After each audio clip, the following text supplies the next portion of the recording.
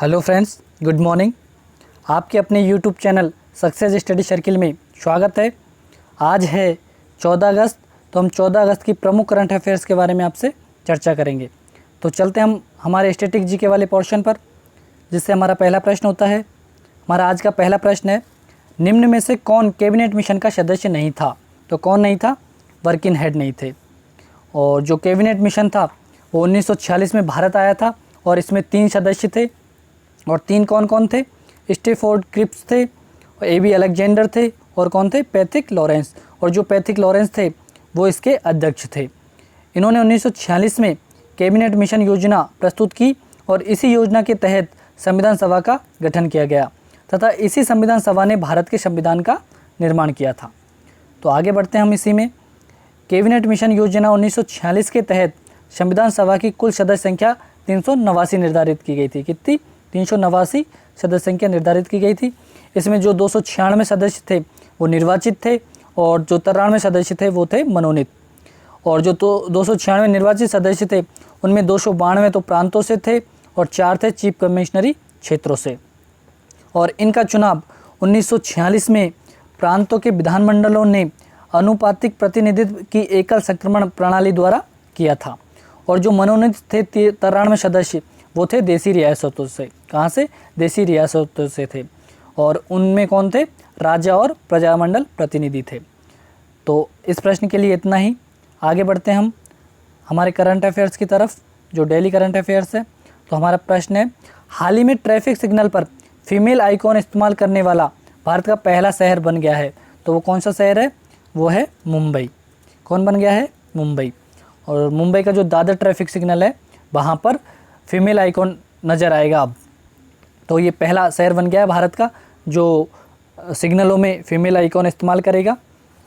तो आगे बढ़ते हैं हम अगले प्रश्न की ओर। हमारा अगला प्रश्न है, हाल ही में इंदिरावन मितान योजना का शुभारंभ किस राज्य सरकार द्वारा किया गया है?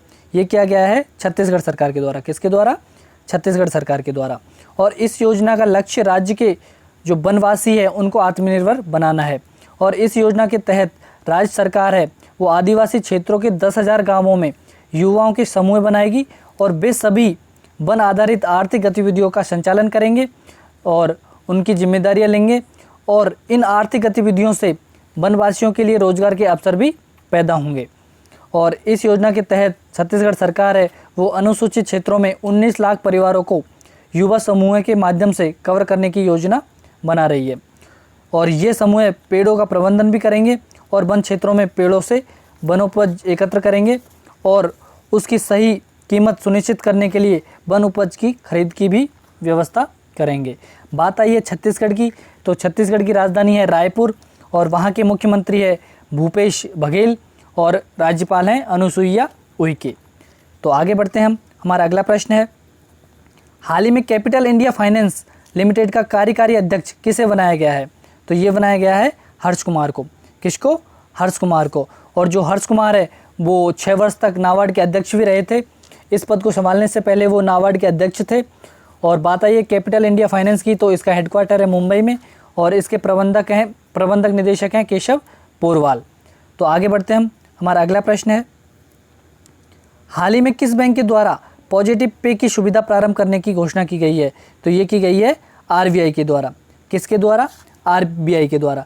तो जो पॉजिटिव पे सुविधा है वो आरबीआई ने 50,000 रुपये और उससे अधिक मूल्य के सभी चेकों के लिए प्रारंभ की है। और यह सुविधा चेक के जरिए होने वाली धोखाधड़ी को रोकने में मददगार साबित होगी।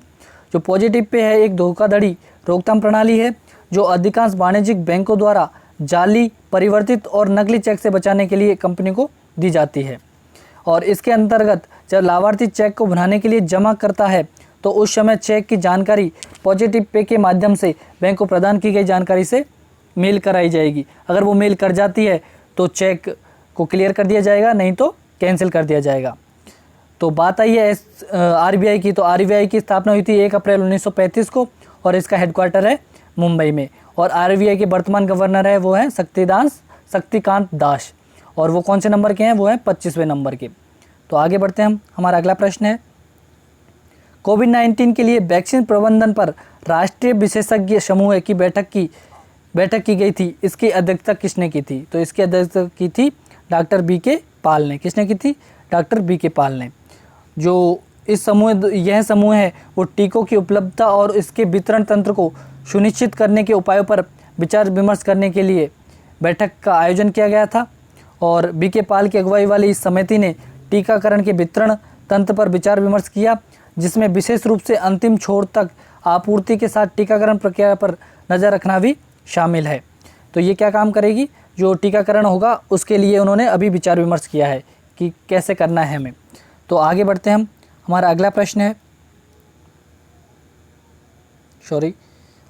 है हमारा ICRIER का नया अध्यक्ष किसे नियुक्त किया गया है? तो ICRIER की फुल फॉर्म है Indian counselling for research on international economic relations. तो इसके नए अध्यक्ष बनाए गए हैं कौन? इसके नए अध्यक्ष है प्रमोद भसीन। कौन है? प्रमोद भसीन इसके नए अध्यक्ष हैं। और इससे पहले थे ईशर जज अहलूवालिया। कौन थे? नाम अजीब सा है, ईशर जज अहलूवालिया इससे पहले थे। और इनका स्थान लेंगे अब प्रमोद भसीन। और ये हटे हैं किस कारण? क्योंकि इन अभी बीमारियों से जूझ रहे थे, इस कारण इन्होंने अपने पद से इस्तीफा दे दिया और उनके स्थान पे प्रमोद भसीन अध्यक्ष बन गए। और ये 15 साल तक जो ईश्वर जज अहलूवालिया है, उन्होंने 15 वर्ष तक इस पद पर बने रहे थे। और ICRIER का हिंदी अर्थ है अंतर्राष्ट्रीय आर्थिक संबंधों पर अनुसंधान के लिए गठित भारतीय परिषद। और बात आई है ICRIER की, तो इसके निदेशक व मुख्य कार्यकारी सदस्य हैं वो हैं डॉक्टर रजत कथुरिया और इसका हेडक्वार्टर है न्यू दिल्ली में। तो आगे बढ़ते हैं हम। हमारा अगला प्रश्न है फोर्ब्स मैगजीन द्वारा जारी साल 2020 के सबसे अधिक कमाई करने वाले अभिनेताओं की सूची में शीर्ष स्थान पर है। तो शीर्ष स्थान पर कौन है? Dwayne Johnson. कौन है शीर्ष स्थान पर? ड्वेन जॉनसन पहले नंबर पर हैं। और टॉप 10 में सिर्फ अक्षय कुमार ही हैं जो कि 6ठे नंबर पर है। कितने नंबर पर है अक्षय कुमार? 6ठे नंबर पर। और दूसरे नंबर पर है रयान रेनॉल्ड्स। और मार्क वॉलवर्ग हैं वो तीसरे नंबर पर है। कौन से नंबर पर? तीसरे नंबर पर। तो आगे बढ़ते हैं हम। हमारा अगला प्रश्न है हाल ही में GK मेनन का निधन हो गया है, ये कौन थे? ये थे एक खेल पत्रकार। कौन थे ये? वरिष्ठ खेल पत्रकार थे। और इन्होंने इंडियन एक्सप्रेस तथा द टाइम्स ऑफ इंडिया के साथ काम किया था। ये बहुत ही वरिष्ठ खेल पत्रकार थे और इन्होंने क्रिकेट भी खेली थी। बात करते हैं हमारे आखिरी प्रश्न की, जो कि हमारा साइंस रिलेटेड होता है। तो जो मधुमक्खी का पालन है उसके अध्ययन को क्या कहते हैं?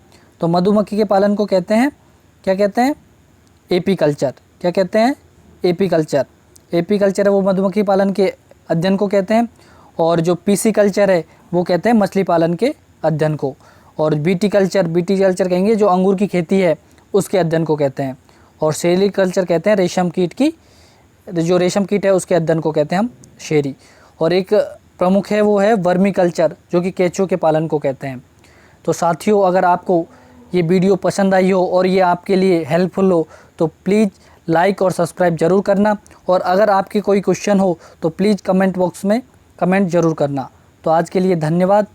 कल फिर नए क्वेश्चनों के साथ आपसे फिर मुलाकात करेंगे। तब तक के लिए धन्यवाद।